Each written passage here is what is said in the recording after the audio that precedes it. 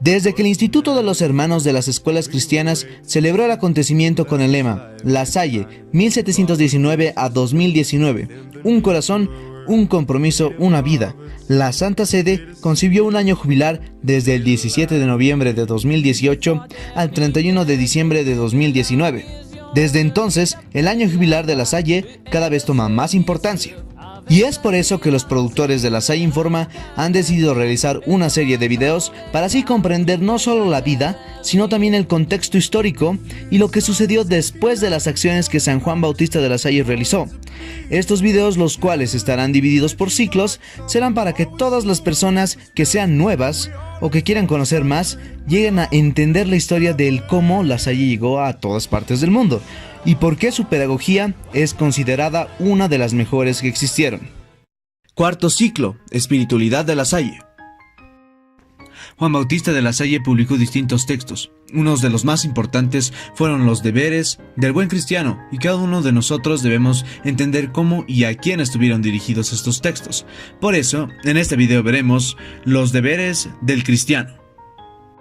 De La Salle escribe 5 obras específicas que nos hablan sobre los deberes del buen cristiano, y nos explican cómo uno debe responder ante el llamado de Dios. Un bloque de 5 obras catequísticas. En el lugar de las obras catequísticas que escribe De La Salle, tenemos Deberes del Cristiano 1, Deberes del Cristiano 2, Deberes del Cristiano 3, Compendio Mayor de los Deberes del Cristiano, Compendio Menor de los Deberes del Cristiano, Instrucciones y oraciones para la Santa Misa, la confesión y la comunión, ejercicios de piedad que se hacen durante el día en las escuelas cristianas, y los cánticos espirituales. Tenemos, por ende, del texto primero al quinto, los 5 libros que marcan los deberes del buen cristiano. Estos 5 libros son: el primero, que sería los deberes del cristiano para con Dios, por preguntas y respuestas. El segundo, del culto exterior y público. La tercera parte de los deberes del cristiano, también por preguntas y respuestas. 3. El compendio mayor de los deberes del cristiano, el compendio menor de los deberes del cristiano. Y 5. Deberes del cristiano para con Dios, en texto seguido. ¿Qué significado y destino tiene cada uno de estos textos? Trataremos de comprenderlos. Primero, un poco de ambiente histórico. El 2 de noviembre de 1702, el superior de las escuelas cristianas, es decir, Juan Bautista de La Salle, solicitó permiso para publicar un lote de obras que había compuesto.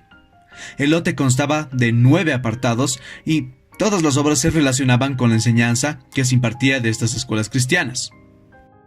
Para obtener la autorización de publicarlas, era necesario obtener antes la aprobación de la autoridad eclesiástica, a través del censor. El proceso había durado 3 meses y 4 días desde que se presentaron al censor hasta que se obtuvo la autorización de imprimirlas. Este orden y la formación de titular las obras nos dice varias cosas. En primer lugar, que quien presenta las obras de todo el lote en este orden deja entender que la primera de las 5 obras es el Catecismo de los Hermanos de las Escuelas Cristianas, que luego le siguen los 2 compendios y que el último es el tratado del texto seguido, al que no se le llama catecismo, sino instrucciones cristianas. El orden de composición y los destinatarios. Indicado anteriormente, también se puso de manifiesto el orden de composición de las 5 obras. El fundador se dio cuenta de que los hermanos necesitaban un texto seguro y conciso para explicar la religión a los alumnos de las escuelas, y él, doctor de teología, puso manos a la obra. Seguramente el texto tuvo que elaborarlo bastante antes de decidir imprimirlo, es decir, con anterioridad a 1702. Pudo ocurrir, y es una suposición, que los hermanos dispusieran de algunas copias manuscritas, ya que necesitaban conocer debidamente lo que tenían que explicar a la escuela. Y era este precisamente el texto que contenía la materia que hacía de explicar a los alumnos y lograr que lo aprendieran de memoria. Se trataba de un catecismo, es decir, elaborado por preguntas y respuestas. Y era el catecismo de los hermanos de las escuelas cristianas. Esto es, el que se empleaba en las escuelas cristianas de los hermanos, porque en aquel tiempo existían bastantes otros catecismos para enseñar la religión. Pero si el texto, antes de ser impreso, tenía que utilizarse, como cabe suponer, a través de algunas copias manuscritas, resultaría realmente difícil que cada hermano dispusiera de su ejemplar. ¿Acaso tenía una copia en cada casa?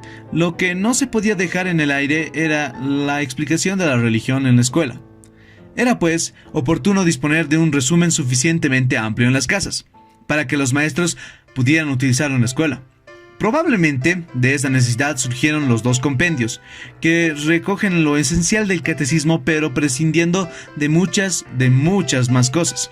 El compendio mayor era sin duda alguna para uso del maestro, porque hay una indicación muy clara al especificar que el maestro en algunas preguntas dispone de dos conceptos o términos para la misma cuestión, y que solo debía formular la pregunta con uno de ellos. Cuando esta obra se imprimió, esos conceptos distintos van separados por una conjunción u otras palabras en cursiva. El maestro debía escoger el término más adecuado a la edad de los alumnos. Eso no se dice a propósito del compendio menor, y sin embargo también se hace la separación de las cuestiones similares por medio de alguna palabra en itálica. Señal evidente de que también este compendio era para uso del maestro. Recordemos que la forma de explicar la religión era la siguiente. El maestro leía una cuestión, la explicaba breve pero adecuadamente, y por medio de preguntas y subpreguntas, se cercioraba de que los alumnos lo habían entendido correctamente. Luego, expresaba el concepto que los alumnos debían retener, con la pregunta y con la respuesta. El maestro se hacía repetir a varios alumnos, unas veces siguiendo el orden de los bancos, otras de forma salteada. Si alguno se equivocaba o no recordaba la respuesta, el maestro indicaba a un alumno para que la corrigiera o para que le corrigiera y le respondiera a la otra persona. Tenía que procurar que todos los alumnos conocieran el texto de memoria. En cuanto al compendio menor, se trataba de una síntesis muy reducida de las cosas que el hermano no podía dejar de explicar, y que era conveniente tenerlas siempre a mano. No sigue exactamente el mismo esquema que el compendio mayor. Cabe preguntarse cuál de los dos compendios fue compuesto antes, pero no hay datos suficientes para responder. Sin embargo, se advierte que el compendio menor es en ocasiones más preciso que el compendio mayor. Comprendiendo todo esto dicho, Juan Bautista dirigió los escritos no solo a sus maestros, sino a todo el mundo en general, donde hoy en día podemos decir que sus enseñanzas cambiaron la forma no solo de educar, sino la de formar buenos cristianos y corregir a los que ya eran mayores para que lleven una vida guiada, no solo hacia las escuelas cristianas, sino hacia Dios.